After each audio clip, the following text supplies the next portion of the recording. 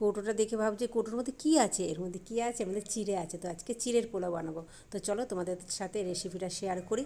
তো চিড়েটা একটা ঝুড়ির মধ্যে দিয়ে ভালো করে ঝেড়ে নেবো। দেখো চিড়ের মধ্যে অনেক ধুলো টুলো থাকে, ওই ঝেড়ে নেবো। ঝেড়ে নিয়ে এবার আমি একটু জল দিয়ে এটাকে ধুয়ে নেবো, হালকা হালকা জলে, ভিজিয়ে রাখবো না, নাহলে চিড়েটা গলে যায় বেশি ভিজালে। তো পোলাও করতে গেলে ঝুরঝুরে করতে হবে। তো দেখো চিড়েটা একটু ঝরিয়ে নিয়ে জলটা একটা থালার মধ্যে সাথে সাথে ঢেলে দিলাম, নাহলে এটা ঝুরঝুরে হবে না। তো এদিকে পেঁয়াজ কুচি, কাঁচা লঙ্কা কুচি, আর আমি এদিকে আলু সেদ্ধ করে রেখেছিলাম, আলু সেদ্ধ ডুমো ডুমো করে, আর একটা কারি পাতা হচ্ছে ফোড়নের জন্য। তো চলো তোমাদেরকে দেখাই। এবার একটা কড়াই গরম হয়ে গেছে, কড়াইটার মধ্যে আমি তেল দিয়ে দিলাম।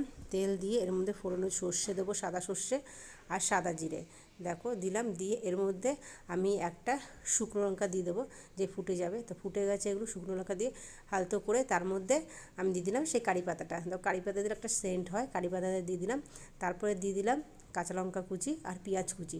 তো এগুলোকে বেশি ভাজবো না, মানে গোলাপি গোলাপি কালারের করে রাখবো। তো দেখো গোলাপি গোলাপি কালার হয়ে গেছে। স্বাদ মতো নুন আর চিনি দিয়ে দেবো। তো এটাকে আলতো আলতোভাবে নাড়াচাড়া করব। তার মধ্যে দিয়ে দেবো হচ্ছে হলুদ, কারণ হলদে হলদে খেতে ভালো লাগে। তোমরা যে হলুদ যদি না দাও না দেবে, আমার হলুদ দিয়ে ভালো লাগে তাই হলুদ দিয়ে দিলাম। তো এটাকে ভালো করে নাড়াচাড়া করে নেবো। তার মধ্যে দিয়ে দিলাম সেদ্ধ করা আলু।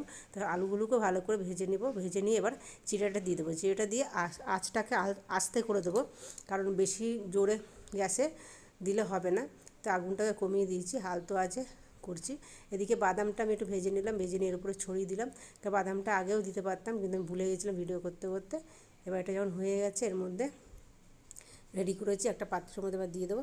তো চলো দেখো, দেখো চিড়ের পোলাও রেডি। তো কেমন হয়েছে অবশ্যই লাইক কমেন্ট করো, ভালো লাগলে চ্যানেলটা সাবস্ক্রাইব করো। টাটা।